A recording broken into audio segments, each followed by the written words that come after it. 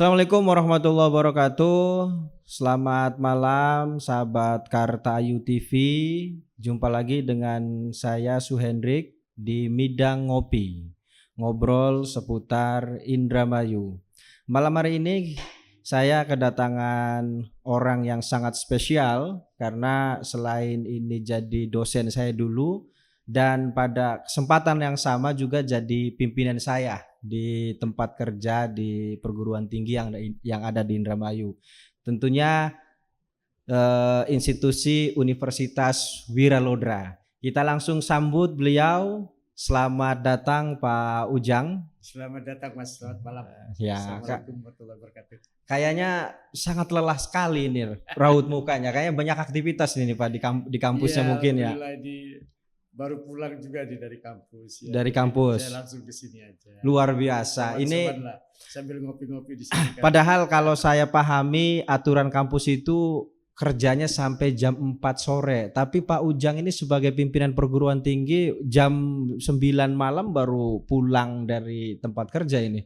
Artinya ngobrolin totalitas bekerja nggak usah ditanyakan lagi nih Pak Rektor Unwir ini. Ya kebetulan kan ada waktu lah ya. untuk misalkan mengoreksi beberapa pekerjaan. Oke. Karena kalau pasca jam 3 saya bisa ngebimbing mahasiswa baik S1, S2 itu bisa itu Mas. Tapi kalau saya ngebimbing mahasiswa tidak jam 3 belum bisa gitu kan, jam 4 belum bisa. Baru kita gunakan untuk bimbingan. Oke. Sebelum kita ngobrol persoalan tema pokok kita pada hari ini, saya pengen tahu dulu perkembangan Unwir ini Pak Rektor. Ya karena ini juga bakal kita distribusikan obrolan kita itu kepada masyarakat Indramayu. Hari ini Unwir itu sudah memiliki berapa fakultas atau program studi Pak Rektor? Alhamdulillah fakultas kita ada 8 ya. 8 fakultas. Program Pascasarjana, sekolah pascasarjana ya. Oke. Dan itu kita memiliki 15 program studi sarjana dan 2 program studi magister. 2 program studi di magister. Apa saja itu kalau boleh saya tahu, Pak? Untuk magister kita memiliki magister pendidikan. Magister pendidikan, MPD. Okay. Nah itu khusus untuk mereka misalkan yang ingin mendalami tentang manajemen pendidikan. Kita sediakan. Ilmunya ada di situ. Yang satunya apalagi itu Pak Rektor? Itu magister ilmu hukum. Nah, tahun ini ada rencana penambahan program studi di tingkat magister Pak? Ada. Yang sudah launching itu yang kemungkinan sedang dalam proses adalah magister agama. Magister agama. Ya. Oh berarti untuk lulusan sarjana pendidikan Islam nggak usah ke Cirebon ini ya? Wah, ini ya sudah cukup di Unwir saja. Lah. Oke, ngomong-ngomong di program magister, kalau di program sarjananya masalah akreditasinya gimana ini Pak Rektor? Alhamdulillah kita sekarang punya akreditasi baik sekali ya. Beberapa prodi sudah baik sekali. Ya antara misalkan seluruh program studi FKIP misalkan itu sudah baik sekali ya. Kemudian teknik sipil juga. Teknik sipil. Agama Islam juga pendidikan agama Islam. Kemudian perbankan syariah. Perbankan syariah sudah baik sekali ya. Ilmu hukum sudah baik sekali ya. Ekonomi sudah baik sekali. Nah itu kemudian magister manajemen pendidikan juga sudah baik sekali. Nah sekarang rata-rata kita hampir sebagian besar program studi kita itu sudah baik sekali. Wah luar biasa ini. Di usia Unwir yang hampir berapa tahun ini Pak Rektor? 5 tahun, 44 tahun. 44 tahun. Ini luar biasa ini perkembangannya. Artinya untuk masyarakat Indramayu kita kan ketahui bersama katanya ini berdasarkan data dari BPS, Indramayu itu kan secara IPM ada menempati posisi keempat paling bawah. Artinya ketika mutu pendidikan di Indramayunya sudah cukup bagus secara kelembagaan, masyarakat Indramayu ketika mau melanjutkan di jenjang perguruan tinggi nggak harus ke Bandung, ke Malang, cukup di Unwir saja berarti gitu. Mas. Jadi kami berupaya gitu agar institusi Unwir ini menjadi institusi pendidikan yang berkualitas. Oke. Sehingga masyarakat dididik ya, proses pendidikan pengetahuan ini juga berkualitas. Nah tentu kita tinggal mendorong masyarakatnya agar mau bersekolah pendidikan tinggi. Nah karena memang betul tadi IPM kita ini 4 terbawah ya. Walaupun demikian memang ada beberapa hal yang saya lihat misalkan di jenjang pendidikan sekolah dasar, SMP, SMA masih ada persoalan ya. Terutama adalah mereka-mereka yang masih buta huruf. Nah ini yang harus diselesaikan juga. Di pendidikan tinggi pun tidak kurang ada masalahnya kalau saya lihat ya. Karena APK kita itu baru 13,5 saja Mas. 13,5? Iya, kita masih kalah sama Majalengka. Majalengka sudah 15,5 loh. Nah, itu. Jadi ini kita harus bersinergi terus ya antara semua stakeholder gitu ya. Unwir, pemerintah daerah, masyarakat, LSM dan semua stakeholder yang kita simbolkan dengan kerjasama pentahelik gitu ya. Itu harus sebilang karena memang penting sekali ya. Karena kami tentu saja berkeinginan bahwa APK pendidikan tinggi kita karena memang ke depan ini saya bilang tantangan semakin besar ya. Dan sekarang kan program-program pemerintah juga ke Indramayu akan semakin besar juga. Nah, kita harus merespon lah kalau menurut saya ya. Gitu. Harus Nah ini Pak Pak Rektor, ngomong-ngomong persoalan ada keterlibatan pihak perguruan tinggi dengan pemerintah daerah, harus ada bangunan akselerasi yang kemudian ke depan harus dikuatkan. Kalau kita pahami bersama di kontestasi Pilkada 2024 itu pasangan terpilih kita yang kemarin baru ditetapkan oleh KPU, Pak Luki dan Pak Saifuddin, itu salah satunya menggagas satu program satu sarjana satu desa. Ini secara regulasi karena Pak Rektor ini basically hukum ya. Basically hukum. Gimana merespon itu secara regulasinya? Ini dibenarkan atau tidak Pak Rektor? Saya sangat bersyukur ya bahwa pasangan terpilih Pak Luki Hakim dan Pak Saifuddin itu mulai program-program yang demikian. Saya kira itu penting kalau menurut saya dan itu sangat memungkinkan kalau menurut saya bahwa one man one village gitu ya. Gagasan itu memang sudah sejak lama tapi saya bilang belum terrealisasi. Nah, kami berharap sebenarnya satu orang satu sarjana. Satu desa. Satu desa. Nah, satu desa. Bahkan mungkin itu 1 tahun harusnya ya. Nah, sehingga APK kita akan cepat meningkat lah kalau menurut saya. Kedua bahwa sekarang tingkat pertumbuhan ekonomi kita ya itu kan memang masih relatif kecil. Gitu. Oleh karena itu kan peranan pemerintah daerah ya peranan perguruan tinggi untuk mendorong agar masyarakatnya mau berpendidikan tinggi ini penting sekali. Nah kalau ada gagasan program one man one village atau satu orang sarjana satu desa maka itu penting didukung oleh pemerintah daerah dan pendidikan tinggi.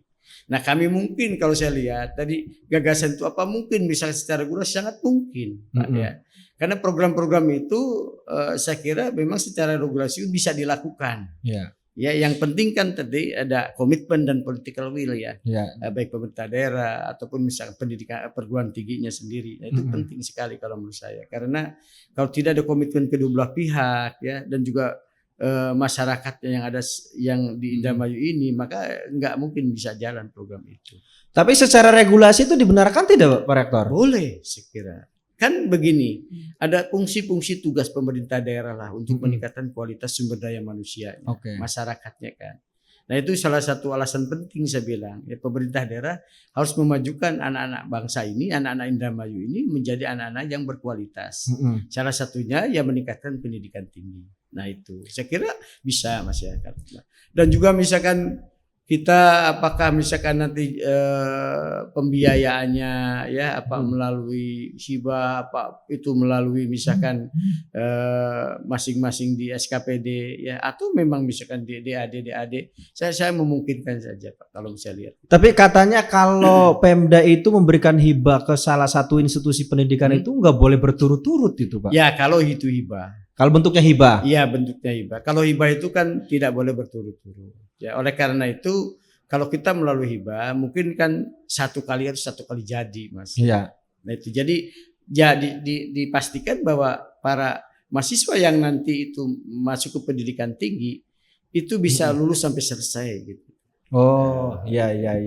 Nah artinya selain Pemda pun pemerintah desa bisa diintervensi untuk melakukan program yang serupa kayaknya melalui kita lihat mungkin regulasinya, ya. Apakah regulasinya memungkinkan ya untuk misalkan seperti misalkan DAD dan DD ini misalkan untuk meningkatkan kualitas sumber daya manusia di pedesaannya, ya, misalkan mulai dari aparatnya, ya kan, kemudian masyarakatnya. Nah kalau itu memungkinkan di dalam DAD, ya saya kira why not gitu? Kenapa tidak? Dan itu bisa dilakukan ya gitu saya kira. Sebagai pimpinan perguruan tinggi Pak Ujang, dengan wacana Luki dan Pak Saipudin sebagai bupati dan wakil bupati terpilih one man one village itu atau satu orang satu sarjana satu desa ini, ya Unwir siap nggak itu untuk melakukan? Andai kata Unwir kan punya histori yang panjang dengan Pemda, ya siap nggak itu bermitra untuk menjalankan program yang diwacanakan tadi? Ya harus siap. Ya kita mau tidak mau dan harus kalau menurut saya, karena responsif kita terhadap keinginan-keinginan kita, keinginan-keinginan Bapak dan Bupati dan Wakil Bupati terpilih itu harus responsif.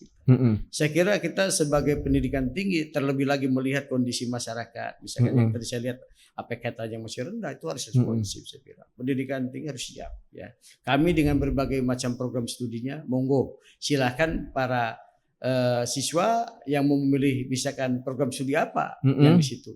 Bahkan kami kan ingin menggagas pula misalkan ya satu orang satu desa untuk misalkan petani milenial. Nah kami punya program studi misalkan agroteknologi, punya program studi agribisnis. Nah kami berkeinginan demikian. Ya. Nah itu sekarang program itu banyak juga direspon gitu dari teman-teman misalkan terus seperti ISMI itu sudah mulai merespon Pak gitu ya begitu. Oh di Unwir ada jurusan agroteknologi. Ya, artinya kan kalau kita melihat visi besar dari Presiden Indonesia itu berkaitan tentang kedaulatan pangan atau ketahanan pangan, di Unwir juga ada prodi itu, Pak. Nah, kami sebenarnya kemarin itu sudah ada pembicaraannya, walaupun mungkin ini belum terrealisasi, bahwa kami mau ikut menjadi brigade pangan klaster desa Cendekia. Nah, apa jadi, itu Pak? Program apa lagi itu? Itu program untuk menciptakan petani milenial. Ya, jadi desa-desa itu harus punya petani-petani milenial dan kami siap mendidik untuk itu ya. Karena ada prodinya juga di Unwir ya. Agroteknologi itu kan sama saja dengan kalau dulu bisa ada agronomi plus teknologi kalau sekarang kan. Nah itu bisa untuk meningkatkan misalkan produktivitas pertanian, penggunaan pertanian teknologi. Kan sekarang petani tidak harus becek-becekan atau blok-blokan ya di sawah, tapi kan bisa menggunakan teknologi seperti misalkan drone-nya ya atau misalkan sekarang traktornya itu dengan aplikasi-aplikasi yang ada jalan Mas itu. Memungkinkan tidak Pak kalau kemudian program satu desa satu sarjana itu di klaster? Ya, artinya tahun pertama difokuskan di beberapa prodi tertentu untuk menunjang visi besar daripada Presiden juga kepentingan di Indramayu. Itu memungkinkan nggak? Sangat memungkinkan Mas. Saya memungkinkan. Saya kira kan misalkan kalau itu ada keterbatasan dana ya, kita tidak bisa handle semua ya misalkan. Oke, kita mana yang akan kita prioritaskan ya. Nah, saya memang kan tadi bahwa ini kita punten bahwa wilayah kita ini pertanian dan pertanian abadi sudah ditetapkan Mas. Otomatis kan sebenarnya ya wilayah kita ini kan untuk wilayah pekerjaan itu kan kebanyakan pasti pertanian. Sektor tani ya. Nah, tapi saya bilang siapa sekarang anak-anak muda yang ingin di pertanian? Kalau kondisinya misalkan hanya seperti petani biasa atau tradisional. Saya bilang petani kita harus dicoba kan misalkan menjadi petani milenial di mana teknologi sekarang kan sudah tersedia ya dengan baik ya. Kita bisa lakukan berbagai inovasi misalkan ya. Nah, saya berkeinginan bahwa ya tumbuhnya inovasi, tumbuhnya teknologisasi itu ada di perguruan tinggi. Nah, kita cobakan ya. Memang salah satu kendala kita adalah soal pembiayaan. Tapi saya bilang kita bisa rame-rame ya. Secara kebersamaan dengan pemerintah daerah, apalagi misalkan Bapak dan Ibu Wakil Bupati, saya kan punya program-program itu. Itu apalagi kan Wakil Bupati terpilih kita katanya Ketua Ikatan Alumni Unwir juga ya, Pak. Ya itu saya berharap kan Pak Ketua alumni itu kan ya lebih, insya Allah beliau pasti lebih responsif. Kami sempat ketemu juga begitu beliau ya gitu kan. Saya kira beliau berkeinginan bahwa UNWIR ini menjadi universitas yang maju. Oke, kalau siap berarti ntar kemudian ketika ini program ini berjalan, ada nggak pembedaan pelayanan antara mahasiswa yang diberikan fasilitas beasiswa oleh Pemda dengan mahasiswa reguler biasa, Pak? Nggak ada pembedaan, Mas. Kita artinya pelayanannya sama. Pelayanannya sama. Ya, okay. Kita sekarang kan UNWIR juga sudah mulai teknologisasi. Ya. Jadi serba teknologi lah gitu ya. Kita lakukan baik pelayanannya yang harus dipercepat. Ya. Karena saya pikir kan ini sudah zamannya ya. Sekarang kita sudah pada era 4.0 ya. Masyarakat itu sudah di era 5.0. Ini kan penting sekali gitu, bahwa di dalam proses pendidikan tinggi pun gitu kan menggunakan sarana-sarana teknologi ini untuk melakukan pelayanan ya, termasuk pembelajaran gitu ya, riset ya, pengabdian. Nah itu harus sudah mulailah dengan teknologisasi seperti itu kalau saya. Tapi kalau saya melihat di data itu Pak, Indramayu sekarang pertumbuhan perguruan tinggi kalau tidak salah ada 14 ini. Yeah. Dari ujung timur sampai ujung barat itu ada 13. Nah, bagaimana kemudian Pak Rektor itu meyakinkan bahwasanya program Satu Desa Satu Sarjana itu UNWIR lebih siap daripada perguruan tinggi yang lain? Pertama kami dilihat dari faktor sejarahan kan. Kami sudah lama lah berdiri dan kami sedang penguatan akreditasi sudah lebih kuat lagi. Lebih kuat. Ya kami kan sekarang hampir seluruh program studi banyak yang sudah baik sekali ya, gitu kan. Yang baik itu kan hanya beberapa program studi yang baru. Ya. Nah, itu oleh karena itu kami siap kan untuk mendidik anak-anak sudah berkualitas ya. Sekarang ini seperti model pendidikan agama saja ya. Mas. Sekarang doktornya kan sudah banyak. Ya. Sudah menciptakan magister malah. Magisternya kan. banyak ya. Hukum juga begitu banyak ya. Kemudian sekarang FISIP juga nih sudah mulai banyak doktornya. Kemudian ya mungkin ekonomi lah. Nah kami berharap itu kesiapan kita dalam menyongsong bagaimana satu sarjana satu desa. Gitu ya. Artinya secara SDM pendidik atau SDM dosennya juga sudah di-upgrade, yang dulu magister sekarang sudah dokter. Sudah banyak. Ya. Kalau boleh tahu dokternya ada berapa ini Pak? Sekarang itu kita 32 dokter. 32 dokter. Sedang melaksanakan program dokter itu kurang lebih ada 30 juga. 30. Artinya ketika program ini dilaksanakan bisa terwujud 60 dokter ini. Iya. Artinya secara kualifikasi pendidikan dari dosen yang ada di UNWIR sudah sangat mumpuni untuk menghadapi kami itu. Kami berharap sampai masa jabatan saya juga itu bisa kurang lebih lah. Kita itu sudah mencapai di angka 45% dokter. Ya gitu. Kami maunya sih 50. Tapi nampaknya kan soal kelulusan kan tidak semudah itu Mas. Iya betul. Walaupun sekarang yang sekolahnya udah semakin banyak nih. Nah mungkin dengan yang sekarang tambah lagi gitu kan. Ya, alhamdulillah pemerintah juga sudah menyediakan banyak beasiswa kan. Nah itu sudah banyak juga para dosen yang ingin misalkan sekolah S3. Nah ini kami berharap sebenarnya sampai dengan tahun 2026 ini kita bisa memperoleh sekitar 80 dokter. 80. Nah, itu setengah dari jumlah pendidik yang ada di UNWIR ya. Nah, itu. Artinya banyak yang masyarakat tidak tahu ya. Artinya kalau dulu itu kan kesannya dosen UNWIR itu adalah kayak semacam ex officio. Pegawai Kemenag juga ngajar dulu itu kan seperti itu. Pegawai dinas ngajar di UNWIR, pegawai Pemda ngajar di UNWIR. Sekarang situasinya sudah sangat berubah begitu. Sudah berubah Mas, karena tata kelola kita kan sudah mulai kita tata sejak tahun 2014 pun ya. Saya waktu itu melihat memang terutama SDM dosen itu masih belum tertata dengan baik. Kemudian kita siapkan. Bayangkan dulu kita cuma punya dosen hanya 55. Nah, sekarang sudah 160. 160 dosen. Ya, dosen. Yang 40-annya kurang lebih dokter. Ya, sekarang udah hampir 40-an. Ya, sudah hampir 60-an lah dokter kita. Mudah-mudahan tahun 2025 ini kita sudah banyak yang sudah lulus. Luar biasa ini. Ini prestasi loh Pak Rektor yang jarang banyak orang tahu gitu. Ya, kalau kita kan ingin menyiapkan bahwa kalau kita ingin melaksanakan pendidikan yang berkualitas tinggi. Salah satu faktor yang menjadi pendorong agar berkualitas tinggi itu ya dosennya. Nah dosen ini adalah kunci gitu ya dari keberhasilan pendidikan tinggi yang berkualitas tinggi. Saya bilang apa yang menjadi faktornya ya kualifikasinya yang harus bagus ya gitu. Ngomong-ngomong Pak Rektor, ngomong-ngomong program doktoral ini ya, dari 40-an doktor yang sudah produksi oleh Unwir, ya. Ini mereka biaya sendiri, beasiswa dari luar, atau Unwir secara kelembagaan memberikan support ini? Nah, ini juga perlu tahu ini saya ini. Begini ini, saya untuk ada 2 scam yang saya lakukan sekarang. Kita membangun kerjasama dengan berbagai perguruan tinggi negeri, ya. Dan alhamdulillah beasiswanya juga banyak dari pemerintah. Banyak juga dosen-dosen kita yang dapat beasiswa di pemerintah. Baik melalui LPDP ataupun melalui BPI misalkan ya.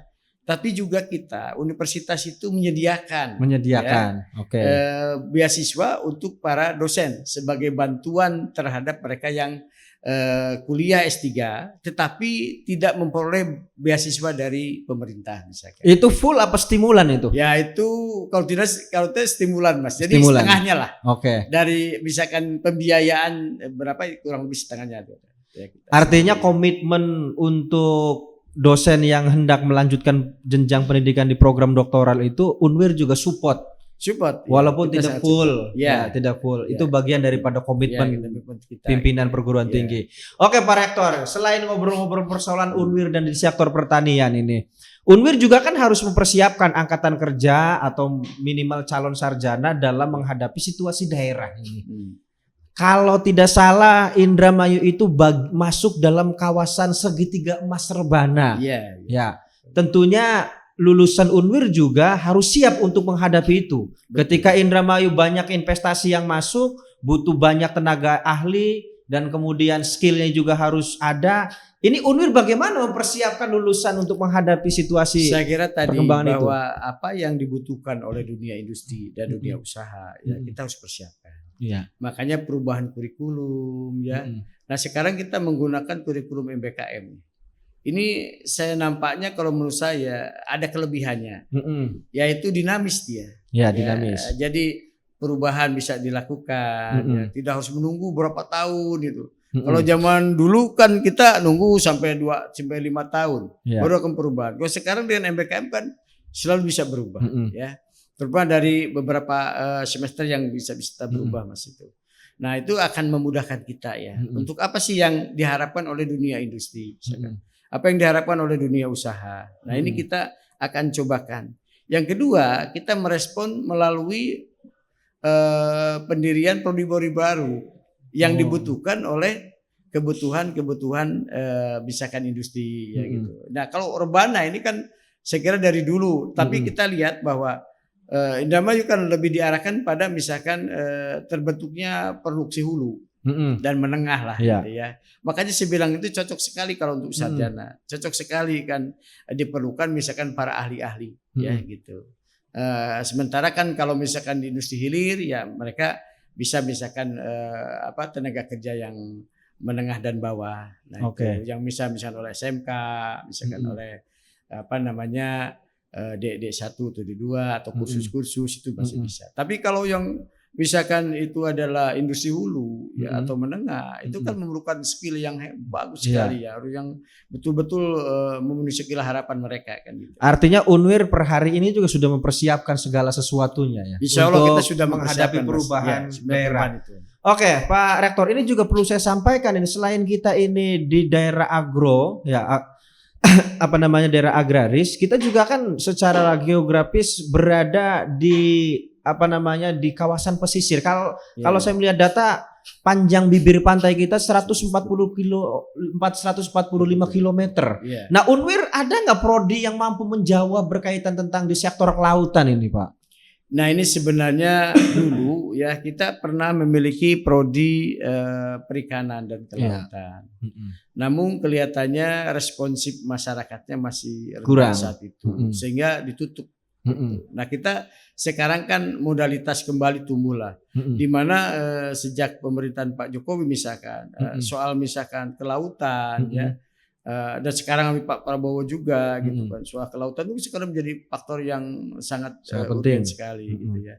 Nah kami mencobakan kembali sebenarnya untuk itu, tapi kita lihat misalkan bagaimana juga respon masyarakatnya, karena memang tumbuh dan berkembangnya prodi itu sangat tergantung dari respon masyarakatnya. kalau para pemuda senang sebenarnya di bidang itu, ya saya kira harusnya memang didorong senang gitu ya. Kalau untuk wilayah kita pantai Indramayu harus mau gitu ya, untuk menggarap lahan-lahan pantai kita ini ya, untuk menggarap laut-laut kita ini gitu, dan punya skill untuk pengolahannya gitu. Nah ini harus mau. Cuman kan kalau lihat conditioning kayak nelayan atau petani, seringkali mereka tidak tergerak. Ya. Nah ini kita coba misalkan bagaimana sih menumbuhkan bahwa di sektor perikanan, di sektor kelautan itu bisa sejahtera juga gitu ya. Pertanian seperti tadi ya, saya kira mungkin kami kemarin menghitung misalkan ya, bila mana misalkan 1 hektar padi misalkan itu bisa sampai 7 sampai 9 ton, itu akan tingkat pertumbuhan dan pembiayaan. Apalagi kalau misalkan yang program dekade pangan pemerintah itu kan 1 orang petani milenial kan itu bisa bergaji sampai 10 juta. 10 juta, iya. Nah, itu kan. Karena kalau saya lihat itu biaya produksi antara Indonesia dengan Vietnam sangat berbanding jauh. Kita di Indonesia itu biaya produksi padi di angka 4.000 sampai 4.500 per kilo. Kalau di Vietnam itu cuma 2.000. Ya artinya ini butuh terobosan di sektor pengelolaan pertanian kita. Tapi kayaknya agrobisnis atau agroteknologi UNIR siap untuk menjawab tantangan itu. Ya harus Mas, karena kan saya bilang komponen-komponen apa gitu ya di dalam biaya produksi itu yang sangat mahal. Saya kira itu kita bisa tekan. Kemudian kita juga penggunaan teknologi ya, yang memang kan kalau lihat sekarang tenaga kerja di pertanian itu langka, maka otomatis secara hukum ekonomi kan tinggi harganya. Tapi mungkin dengan adanya misalkan teknologisasi kita bisa tekan. Nah itu bisa kita rendahkan gitu. Kemudian kan seperti harga pupuk yang semakin tinggi. Apa mungkin kan saya bilang dengan pupuk yang harga rendah. Kan sekarang misalkan ada juga pupuk-pupuk yang misalkan yang organik gitu ya.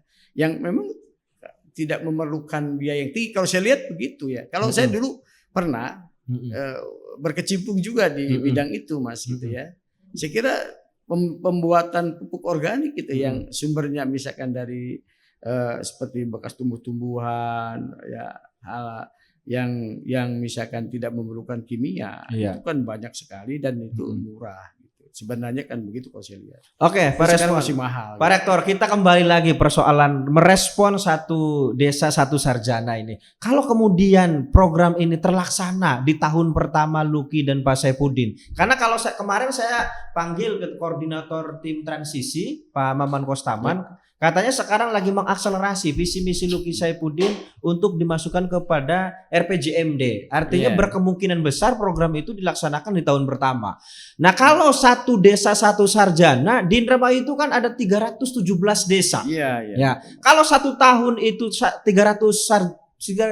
mahasiswa saja ditambah mahasiswa reguler yang hari ini berjalan di UNWIR. Ngobrolin sarana prasarananya ini gimana Pak Rektor? Jangan-jangan Pak Rektornya siap ternyata kelasnya nggak ada.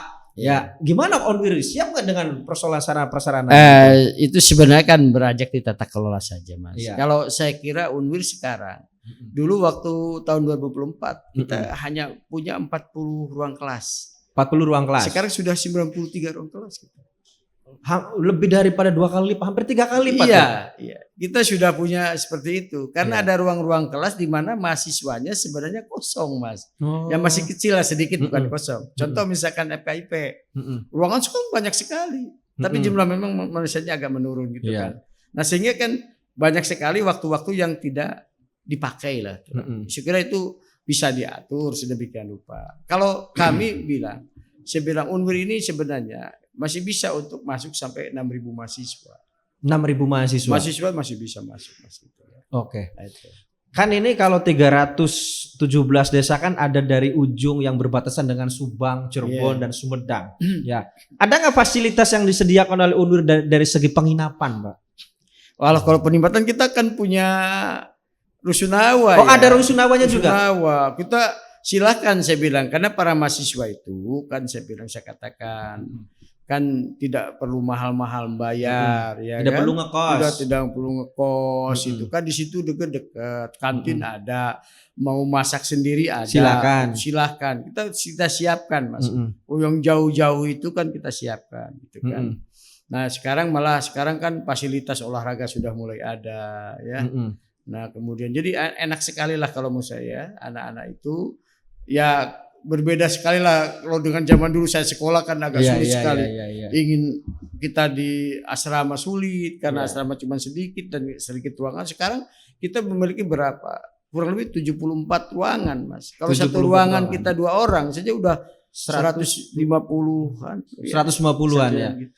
Artinya UNWIR untuk merespon visi besarnya Luki Saifuddin secara sarana prasarana kelas ada. Ada, Mas. Ya, lalu kemudian dosennya juga kualifikasinya hampir setengahnya doktor. Ya, secara fasilitas penunjang yang lain asrama juga disediakan. Ada. Sarana olahraga juga ada. Ya. Ini yang kemudian bisa jadi bahan pertimbangan. Kalau bisa program ini ya jangan dengan kampus yang lain, cukup dengan UNWIR saya rasa mampu ya Pak. Ya saya kira mampu. UNWIR selalu saya kira siap ya gitu.